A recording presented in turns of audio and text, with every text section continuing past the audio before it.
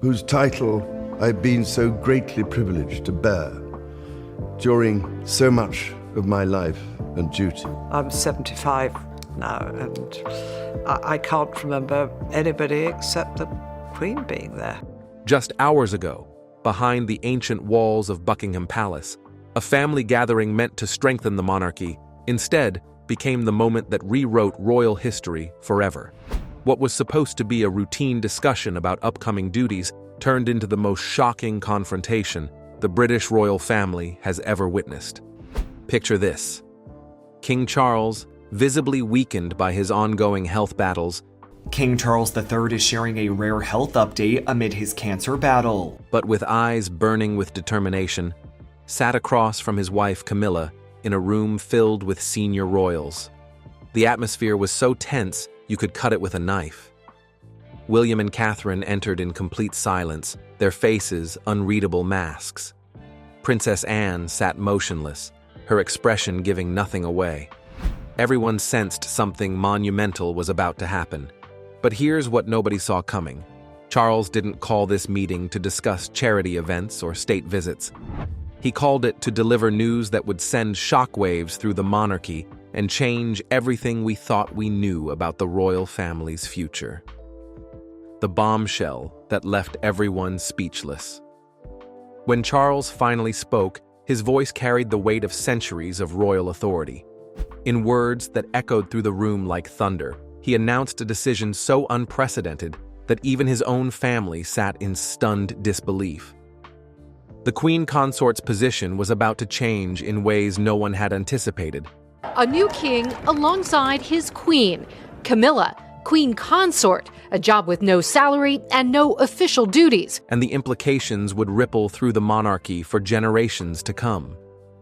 But wait, you need to understand what led to this earth-shattering moment, because this wasn't a snap decision.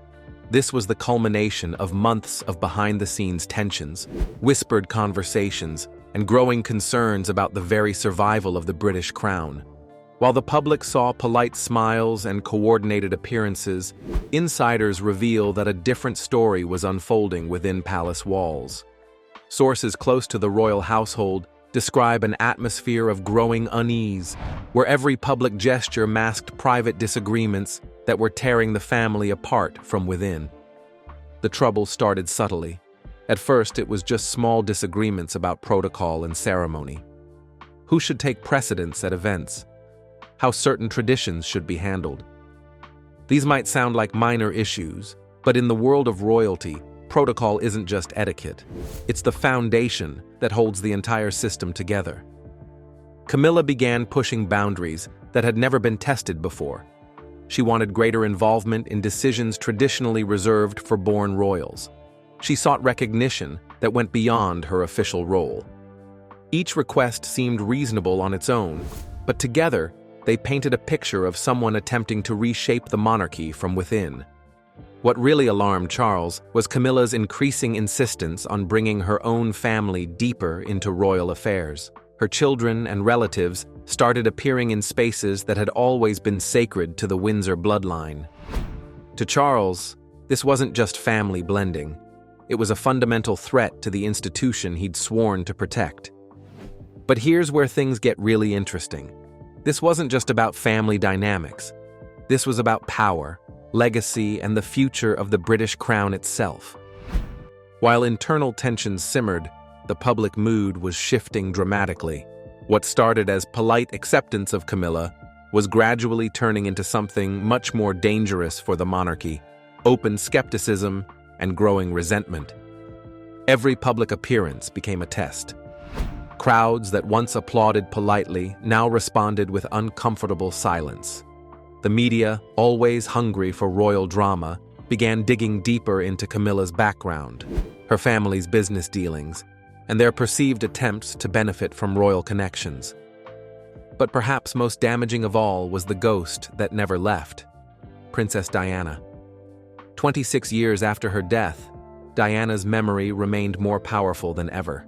Diana, Princess of Wales, has been killed in a car accident. The tragic news rocketed around the globe 28 years ago. The public couldn't forget the woman they saw as the rightful princess and many would never accept the woman they viewed as her replacement. Social media exploded with comparisons between Catherine, who embodied grace and modern royalty, and Camilla, who carried the weight of past controversies. The contrast was stark and impossible to ignore. Catherine represented hope and renewal. Camilla represented a painful chapter many wished could be forgotten. Catherine and William's master strategy. Here's what makes this story even more fascinating. While chaos swirled around Camilla, William and Catherine were playing an entirely different game. They never attacked openly, never criticized publicly, never created drama. Instead, they did something far more powerful. They simply existed as the perfect alternative. Catherine's approach was brilliant in its simplicity.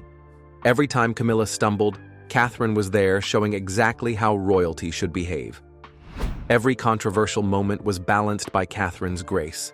Every awkward public appearance was countered by Catherine's natural warmth with crowds. William, meanwhile, was having careful conversations with his father. Not demanding action, not issuing ultimatums, but gently pointing out what everyone could see. The public was losing faith, and something had to be done to save the monarchy they all loved. Their strategy was patience. They knew that eventually, the pressure would become unbearable, and when that moment came, they would be ready to step forward as the solution the monarchy desperately needed. But what finally pushed Charles over the edge wasn't public opinion or family pressure. It was a discovery so shocking that it left him feeling betrayed in the deepest possible way. According to palace insiders, Charles uncovered evidence that Camilla had been working behind the scenes to expand her influence in ways that went far beyond her official role. There were meetings with advisors who had no business being involved in royal affairs. There were discussions about elevating her family's status within the monarchy. There were even draft documents that seemed to position her children for future roles within the institution. Most damaging of all were reports of communications sent using Charles's name and authority without his knowledge or permission. For a monarch who had spent his entire life respecting the sacred nature of royal authority, this felt like betrayal of the highest order. Princess Anne, ever the guardian of royal tradition, reportedly brought the full extent of these activities to Charles's attention. Her message was crystal clear. If action wasn't taken immediately, the damage to the monarchy could be irreversible. Armed with this knowledge, Charles made a decision that shocked everyone, including himself. I speak to you today with feelings of profound sorrow. He called the emergency family meeting not to discuss routine business, but to deliver the most dramatic ultimatum in modern royal history. When the family gathered, the tension was suffocating. Everyone sensed that something momentous was about to happen, but nobody was prepared for what actually unfolded. Charles spoke with a voice that brooked no argument. His words carried the full weight of royal authority as he addressed the situation that had been tearing his family apart.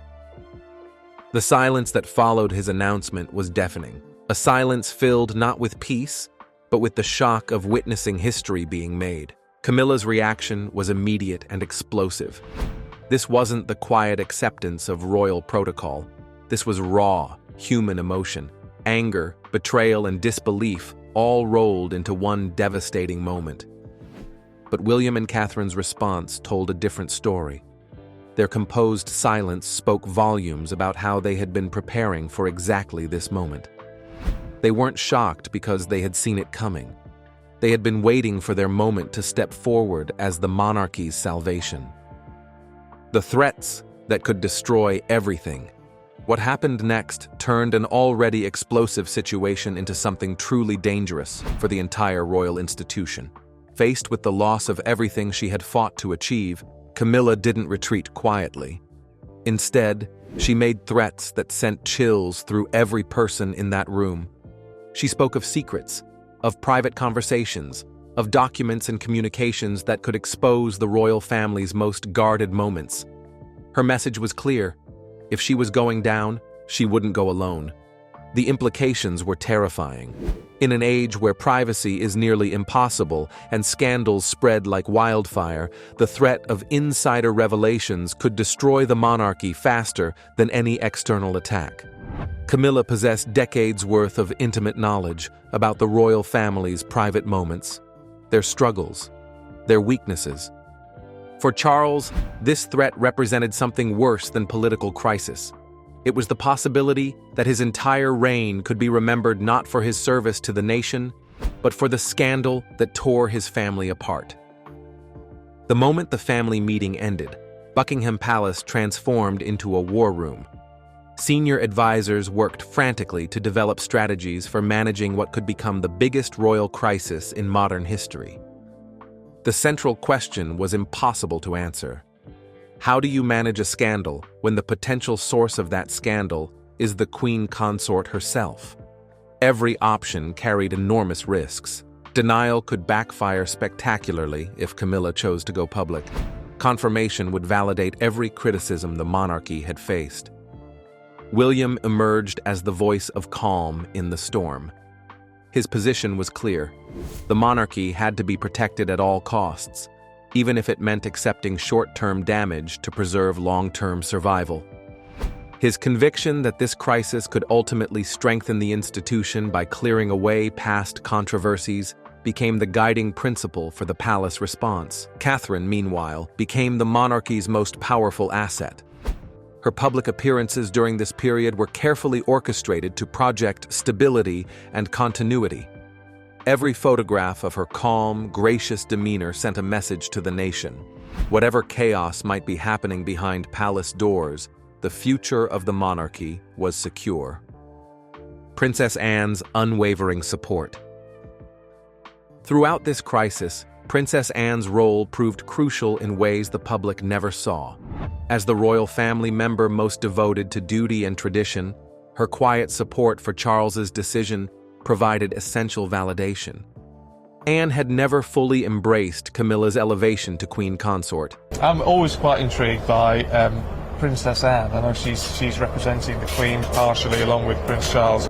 And insiders suggest she viewed the current crisis as an inevitable reckoning. Her private conversations with Charles reportedly reinforced his resolve during moments when the pressure to reverse his decision became overwhelming. Her silent strength became a source of stability for Charles, reminding him that leadership sometimes requires making choices that are painful but necessary for the greater good. Beyond the domestic crisis, the situation began affecting Britain's international relationships. Foreign dignitaries quietly expressed concerns about associating too closely with a monarchy in crisis. Commonwealth leaders watched nervously as the institution they had respected for generations appeared to be consuming itself from within. These international pressures added another layer of urgency to the palace's crisis management efforts.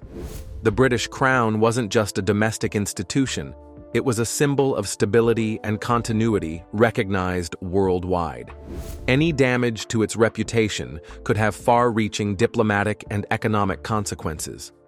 As news of the crisis began to leak, public opinion split dramatically. Some viewed Charles's actions as long overdue accountability, a necessary step to protect the monarchy from further damage. Others saw it as cruel treatment of a woman who had dedicated years to royal service. But perhaps most significantly, many saw it as validation of their belief that Catherine represented the true future of the monarchy. The contrast between the chaos surrounding Camilla and Catherine's steady grace became a powerful narrative that shaped public perception of the entire crisis. Social media erupted with commentary, memes, and passionate debates about the future of the royal family. The hashtags trending told the story of a nation grappling with fundamental questions about tradition, change, and what they wanted their monarchy to represent. As the immediate crisis began to settle, a new power structure within the royal family became clear. William and Catherine hadn't just survived the storm, they had emerged stronger than ever, positioned as the undisputed future of the British crown. Their handling of the crisis, marked by dignity, discretion, and unwavering loyalty to the institution, had won them respect not just from the public, but from within the palace itself. Staff members, foreign dignitaries, and political leaders increasingly looked to them for stability and leadership. This shift represented more than just a change in personalities. It marked a generational transition that many believed was long overdue. The monarchy's future now clearly rested with a couple who understood both tradition and modernity, who could honor the past while embracing necessary change. For King Charles, this crisis became a defining moment of his reign. The decision to prioritize the institution over personal relationships demonstrated an understanding of royal duty that some had questioned he possessed. His choice to act decisively, despite the personal cost and potential consequences, showed a side of leadership that transformed how many viewed his fitness for the throne. Today, of course, is the big day. The much-awaited coronation of King Charles III and Camilla has concluded. This wasn't the indecisive prince many remembered. This was a king willing to make hard choices to protect the monarchy he had sworn to defend. The health battles that had weakened his body seemed to have strengthened his resolve. Buckingham Palace has said King Charles spent a short period of time in hospital today. In his moment of greatest personal difficulty, he found the courage to make the most difficult decision of his reign. But here's where the story takes another shocking turn. The crisis didn't end when the family meeting concluded. In fact, it was just the beginning of a media war that would test every royal family member's resolve like never before. Within 48 hours of the confrontation, mysterious leaks began appearing in tabloids across Britain. Details about the family meeting that only someone present could have known suddenly became front-page news.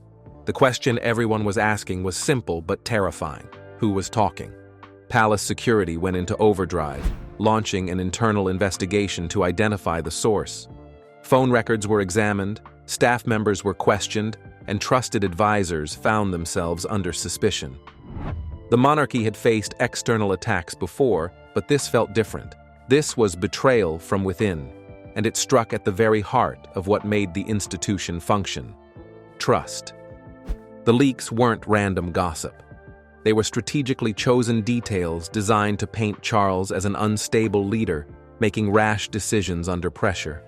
Stories emerged about his health affecting his judgment, about family members questioning his mental state, about advisors secretly planning interventions. But here's what made these leaks particularly dangerous. Some of them contained just enough truth to be believable.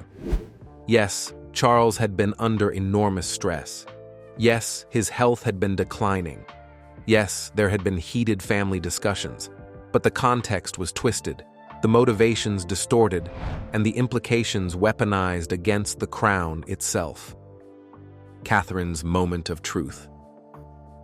While the palace scrambled to contain the damage, Catherine faced her own moment of testing. Paparazzi followed her every move, waiting for any sign of weakness, any crack in her composed facade that they could exploit. But instead of retreating, Catherine did something that surprised everyone. She stepped forward. Not with dramatic gestures or public statements, but with quiet acts of leadership that spoke louder than words. She increased her public engagements, appearing at charity events with the same warmth and grace that had made her beloved. She took on additional responsibilities without fanfare, filling gaps left by the crisis with seamless efficiency. Most importantly, she began meeting privately with senior palace staff, reassuring them about the monarchy's stability and future. These weren't official duties assigned to her. They were leadership actions she chose to take. And in making those choices, she demonstrated something crucial to everyone watching. She wasn't just William's wife or a future queen. Getting tips from Her Majesty, keeping it real with her kids, and stepping into the spotlight. After years in the public eye, here's proof that Kate Middleton is ready to be queen. She was already functioning as the monarchy's steady hand during its time of greatest uncertainty. The contrast between Catherine's calm leadership and the chaos swirling around other family members became impossible to ignore. Media coverage gradually shifted from focusing on royal dysfunction to highlighting Catherine's steady presence as a stabilizing force. But perhaps the most brilliant move came from William himself. At the height of the media frenzy, when speculation about the monarchy's future reached fever pitch, he made an announcement that changed the entire narrative. He declared his intention to launch a comprehensive review of royal protocols and procedures, with a focus on modernizing the institution while preserving its core traditions. This wasn't a reaction to the crisis. This was presented as a long-planned initiative to strengthen the monarchy for the future. The genius of this move was multifaceted. It positioned William as a forward-thinking leader focused on solutions rather than problems. It suggested that recent changes within the royal family were part of a larger modernization effort rather than desperate damage control. Most importantly, it shifted public attention from past controversies to future possibilities.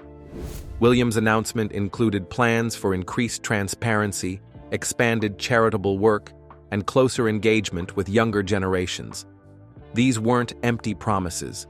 They were concrete proposals backed by detailed planning that had clearly been in development for months. The message was unmistakable. While others were creating chaos, William and Catherine were building the future. Just when it seemed the crisis might be contained domestically, an unexpected development emerged from the Commonwealth realms. Instead of expressing concern about royal instability, several Commonwealth leaders began publicly praising the monarchy's commitment to renewal and modernization. This wasn't accidental. Behind the scenes, William had been conducting quiet diplomatic outreach, explaining the situation to key Commonwealth figures and outlining his vision for the monarchy's future. His message was clear and compelling. The recent changes weren't signs of weakness, but evidence of the institution's ability to adapt and evolve.